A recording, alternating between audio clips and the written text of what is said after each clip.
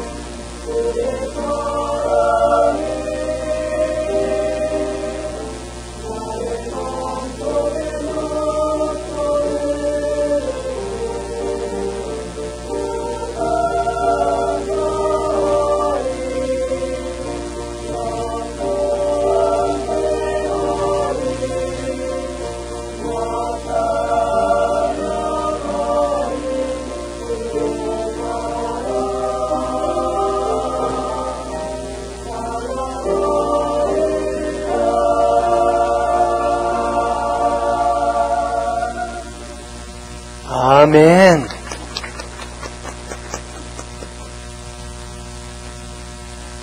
오늘의 말씀입니다.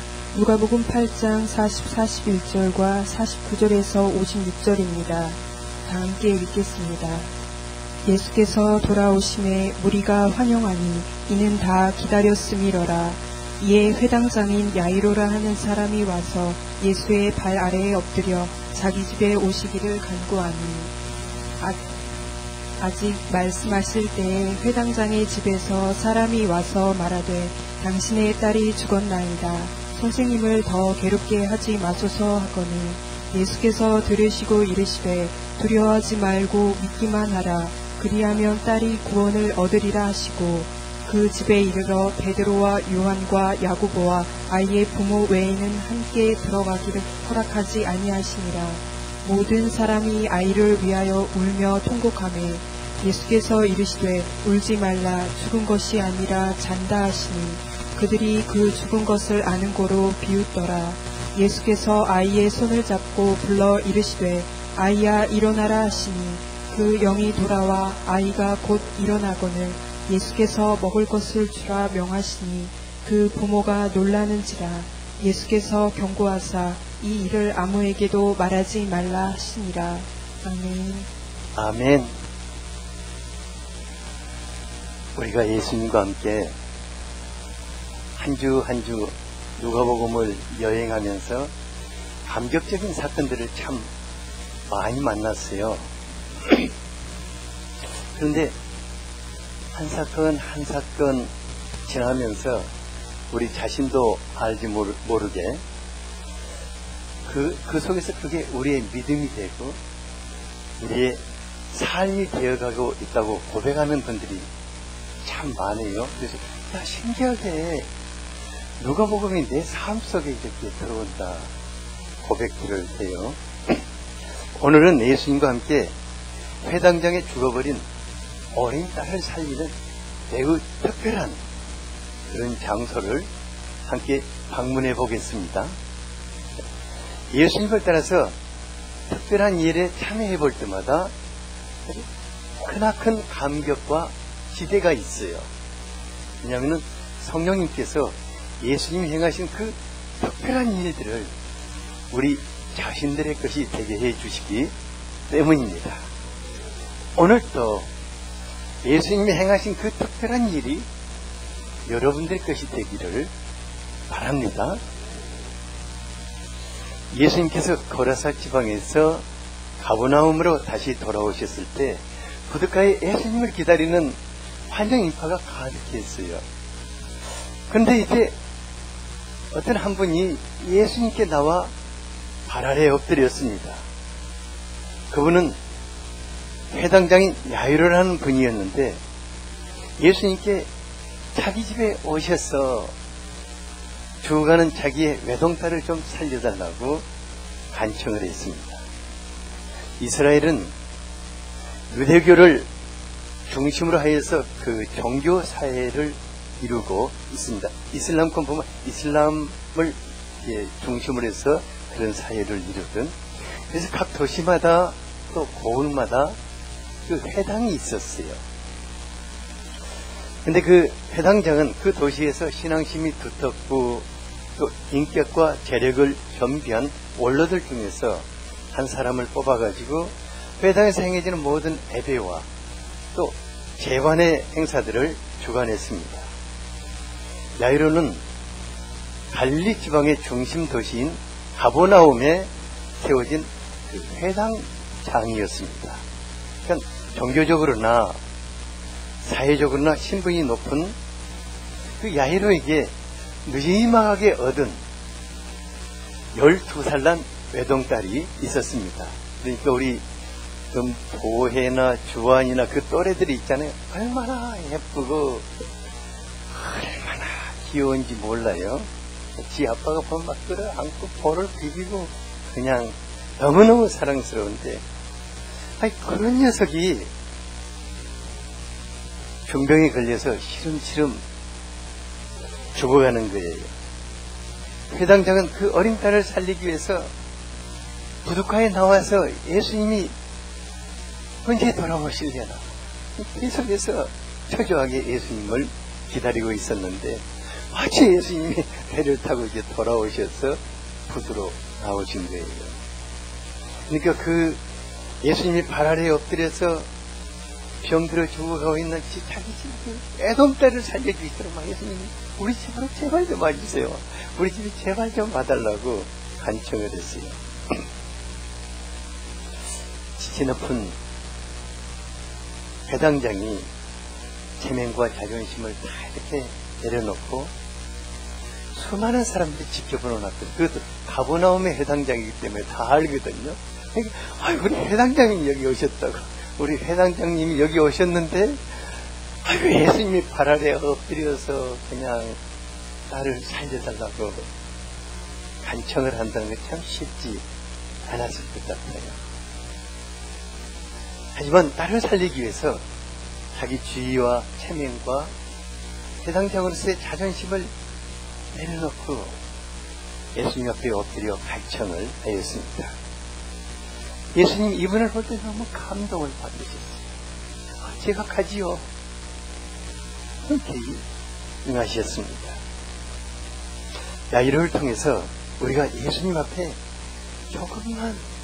조금만 자기를 낮추고 엎드리기만 해도 예수님을 감동시키고 자기 집으로 모실 수도 있고 죽어가는 딸을 살리게 될 수 있는 것을 배우게 됩니다.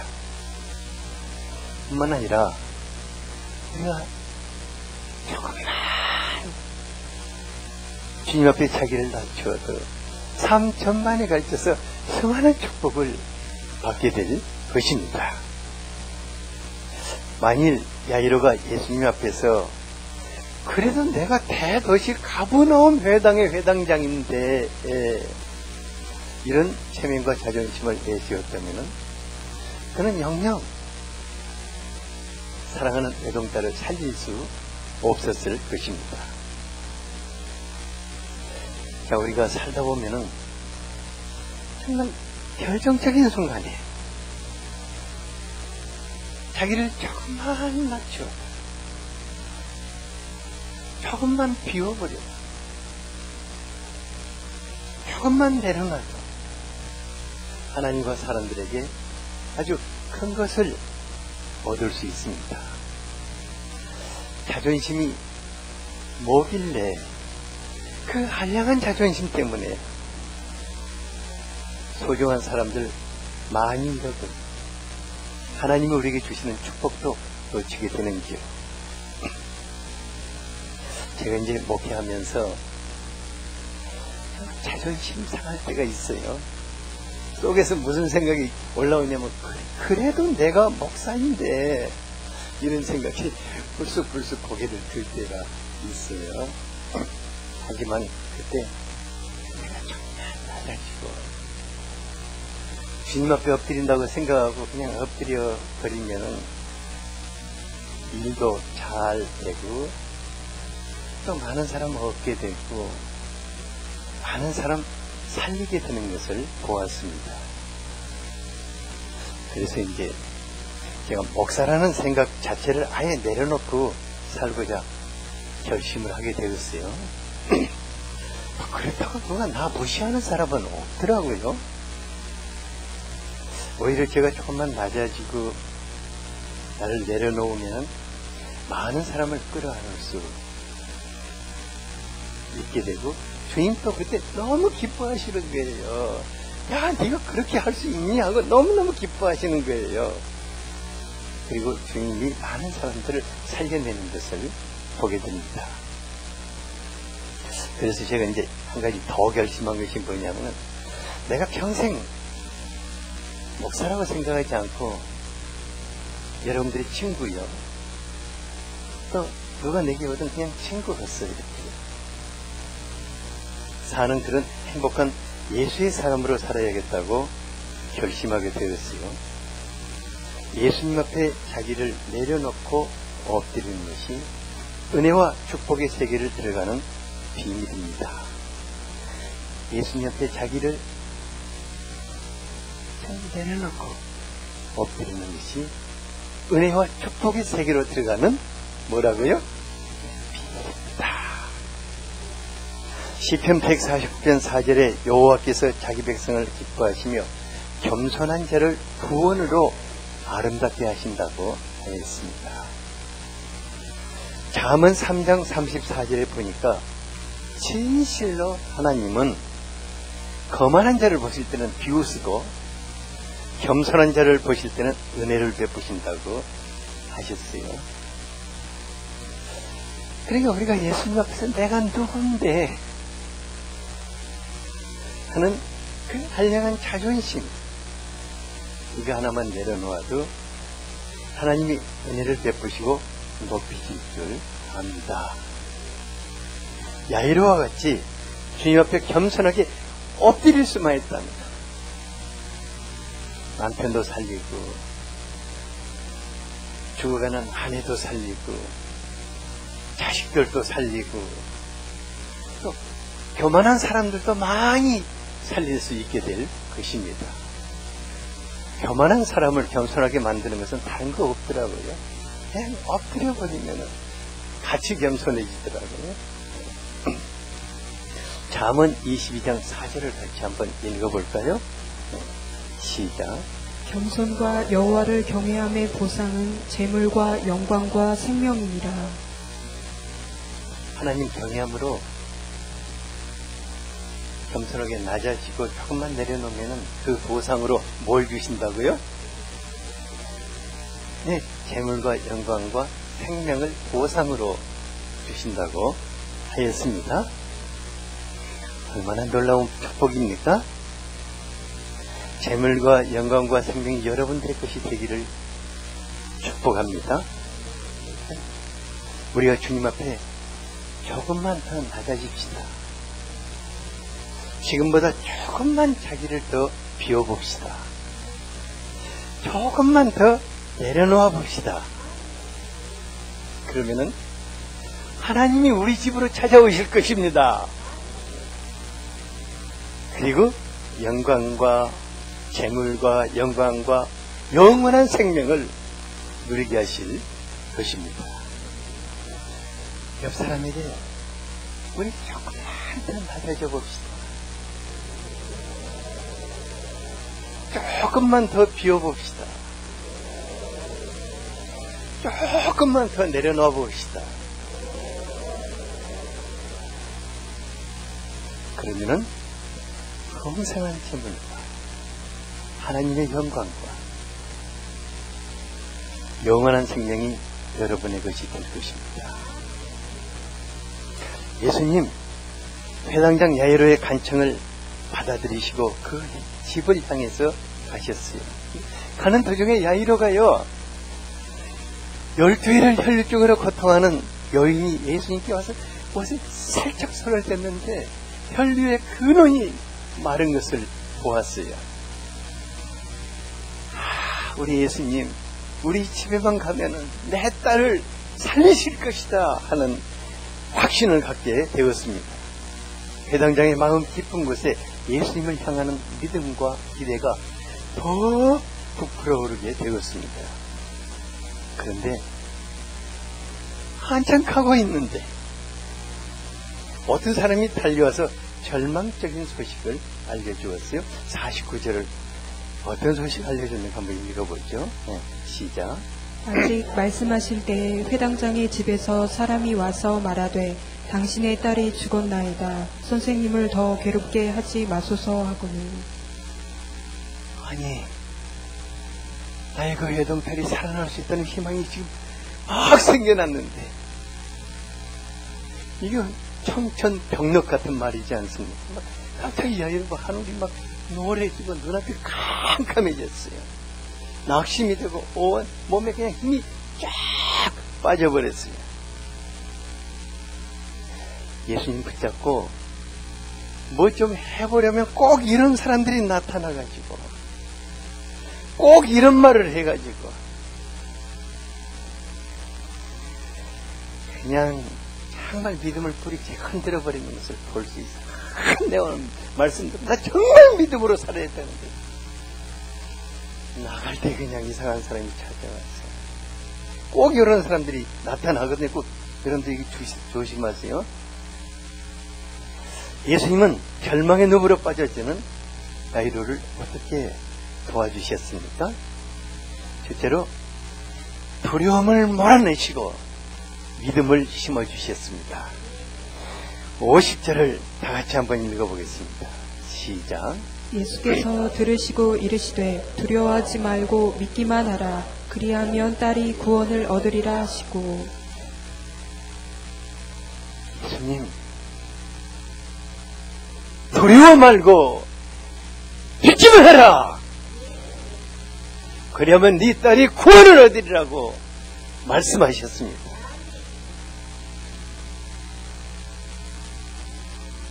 예수님은 그 집에서 심부름한 그 사람이 야이로에게 당신의 딸이 죽었습니다 이렇게 말할 때 그 순간 두려움의 영이 야이로의 마음에 낙심과 두려움의 폭풍을 일으키며 밀고 들어가는 것을 보셨습니다.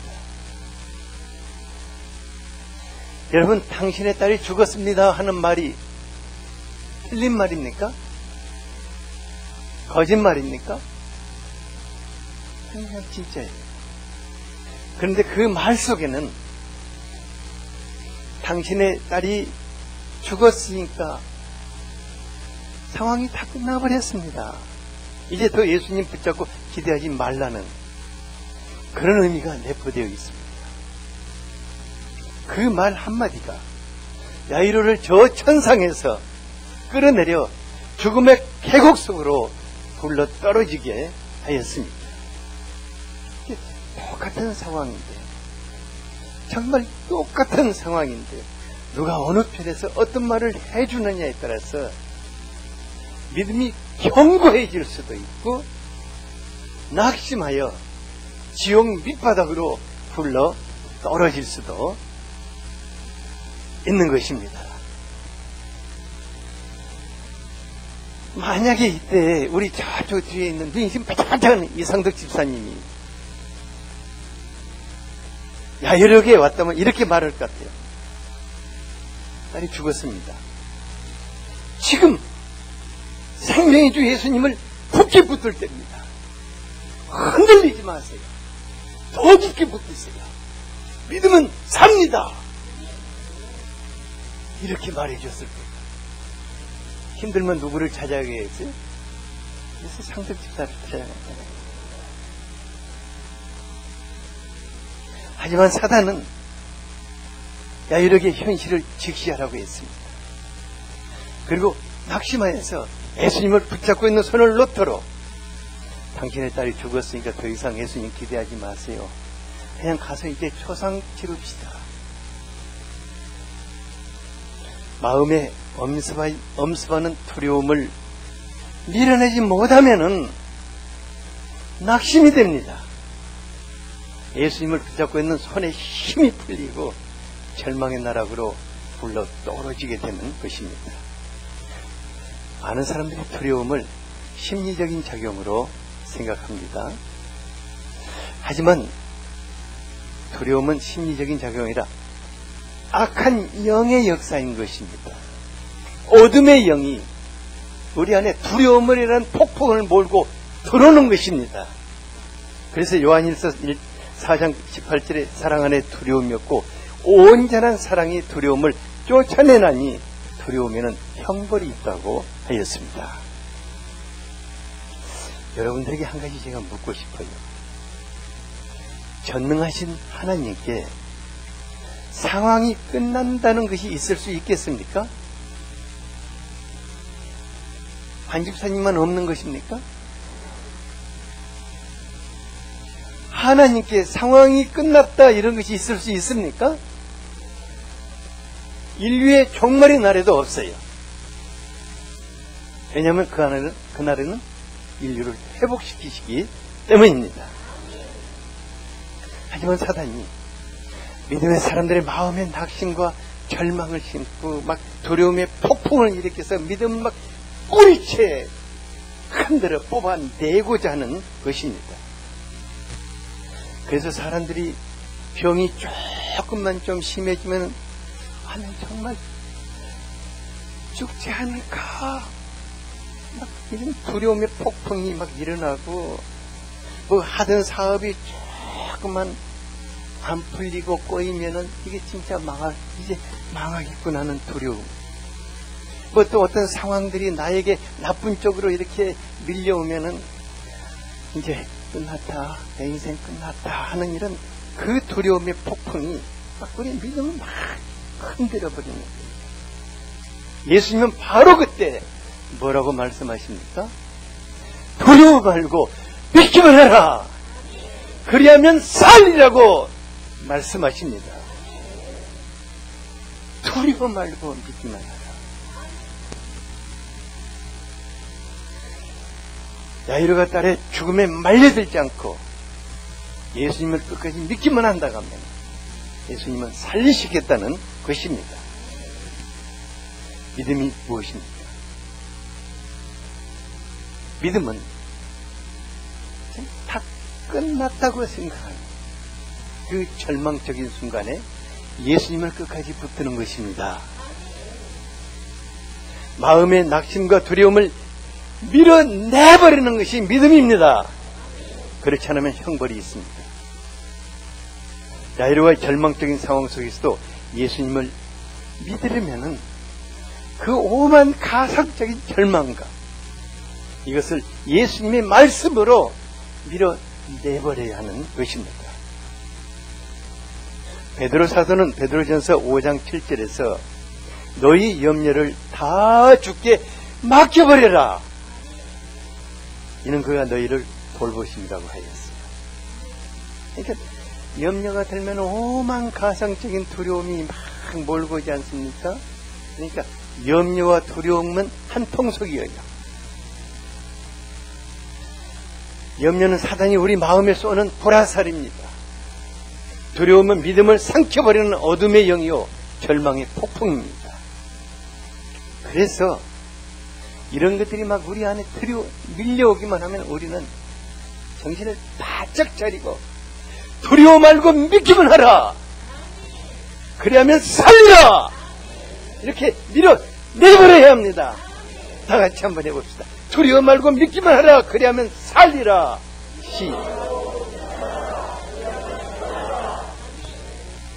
이게 사는 법입니다.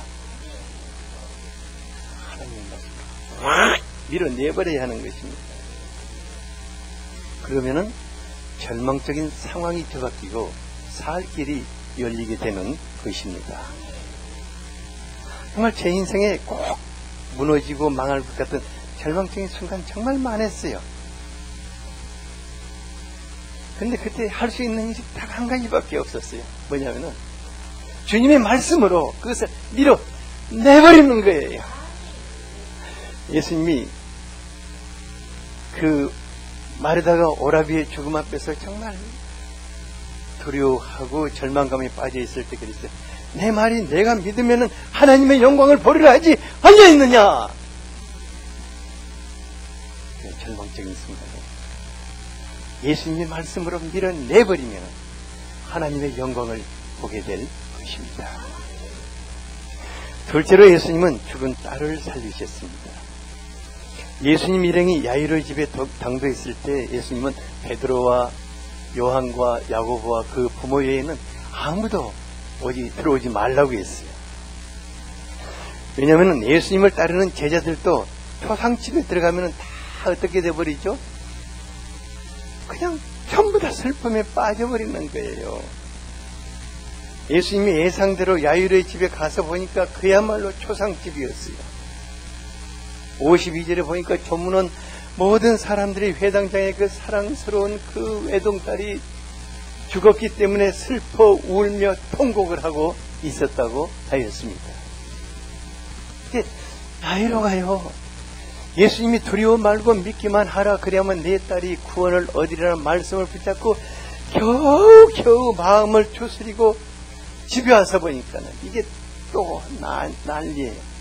다시 그냥 믿음이 막 확 또 굴러 떨어질 지경인데 예수님이 통곡하고 있는 사람들을 향해서 무섭게 꾸짖었어요. 울지 말라! 울지 말아요! 죽은 것이 아니라 자요. 울지 말라고 그래. 야이로의 딸이 진짜 죽었거든요. 진짜 죽어버렸어요. 예수님 진짜 천연덕스럽게 울지 마라. 죽은 것이 아니라 잔다. 누가 감히 죽어있는 아이를 죽은 것이 아니라 잔다고 이렇게 말할 수 있겠어요? 여러분 같은 그런 말 하겠어요?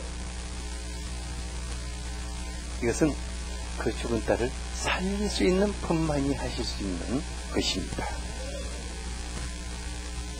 그런데 아이가 죽은 것을 다 아는 사람들은 예수님의 말씀을 어떻게 했다고 그랬어요? 비웃었다고 그랬어요. 정말 저 양반 몰라도 한참 모른다. 저런 말을 하냐? 초상집에 와서 뭐 재뿌리나? 우리가 그렇지만 예수님의 말씀을 비웃는 사람들을 통해서 한 가지만 생각해 볼 필요가 있습니다. 왜냐하면 정말 상황이 다 끝나버린 그런 속에서 현실론자가 되어야 할 것인가, 아니면 끝까지 예수님 편에 서 있어야 할 것인가. 믿음의 사람들이라고 이런 절박한 상황을 무시해서는 안 될 것입니다. 하지만 그 상황 속으로 빠져 들어가 버려가지고 현실론자가 되어서도 안 될 것입니다. 예수님의 사람들은 현실을 직시하되 정확하게 읽을 수 있어야 합니다. 현실을 직시하되 끝까지 예수님을 기대하고 예수님이 마지막 순간에 무슨 일을 하시는가를 지켜볼 수 있어야 하는 것입니다. 이것은 모든 일에서 그렇게 해야 할 줄 압니다. 우리가 무슨 속으로 그냥 빠져 들어가서 그 속에 그냥 묻혀버리면 안 될 것입니다. 끝까지 예수님이 무슨 일을 하시는가를 바라보는 사람이 예수의 사람들입니다. 왜냐하면 예수님은 결정적인 순간에 말씀하신 그것을 행하시는 분이시기 때문입니다. 이것이 자기 생각을 예수님께 비워드리는 것입니다. 바로 여기에서 기적을 보게 되는 것입니다. 우리가 예수님께 조금만 내가 보고 있는 이 모든 상황을 비워드리고 예수님의 말씀을 붙잡는다면 기적을 보게 될 것입니다. 예수님께서 야이로의 집에 들어가실 때 그 방 안에 싸늘한 시신이 되어 있는 어린 딸이 누워 있었어요.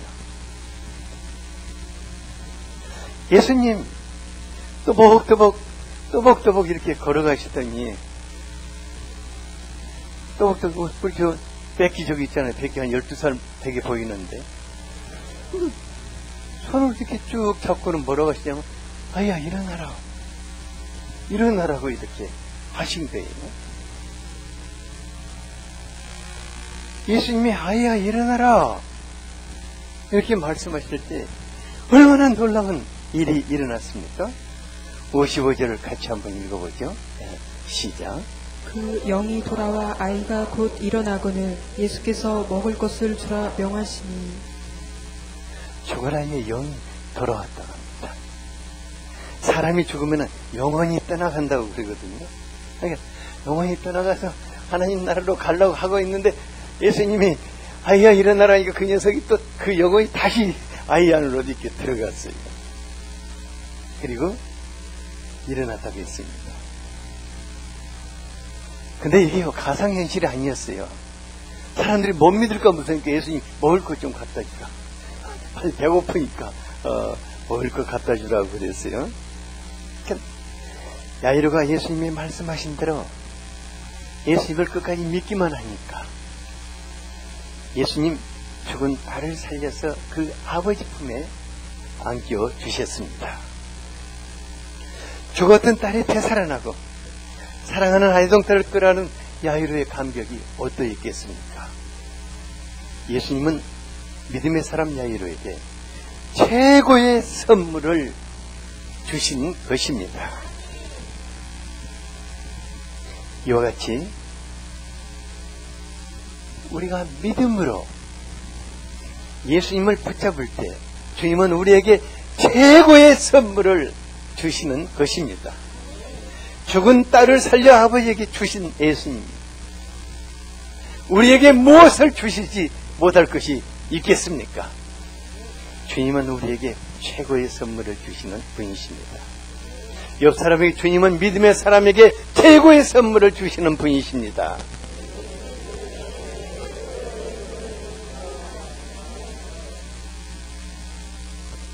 이와 같이 믿음이 실제 상황을 바꿔놓아 버렸습니다.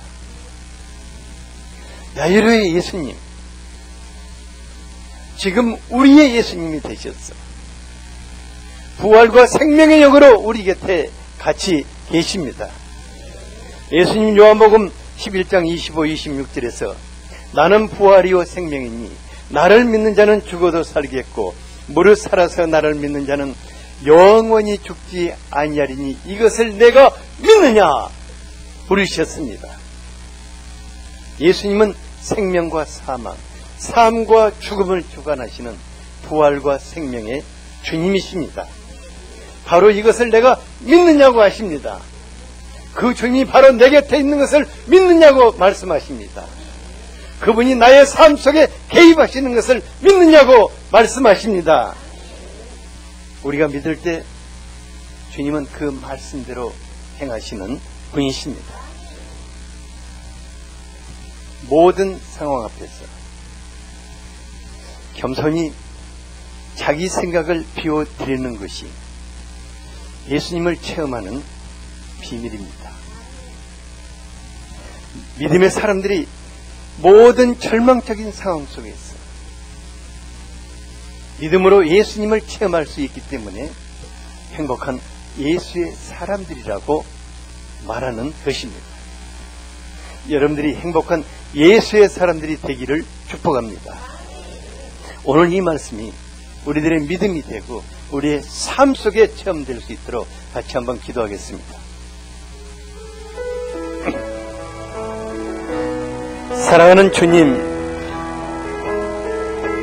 당신이 우리의 삶 속에 찾아오신 것을 감사합니다. 당신이 부활과 생명의 주인이신 것을 감사합니다. 주님이 죽은 자를 살리실 뿐만 아니라 모든 상황을 주님의 말씀대로 기적을 행하시는 것을 감사합니다. 주님이시여, 우리가 주님을 끝까지 붙들기를 원합니다. 성령으로 충만케 하여 주시옵소서. 성령 하나님, 우리에게 믿음을 더하여 주시옵소서. 믿음으로 주님을 체험하게 하여 주시옵소서. 믿음으로 우리의 삶 속에 기적이 연속되게 하여 주시기를 기도합니다. 우리의 삶 속에 기적이 일상화되게 하여 주시옵소서. 행복한 예수의 사람들로 살게 하여 주시옵소서. 예수 그리스도 이름으로 기도하였습니다. 아멘.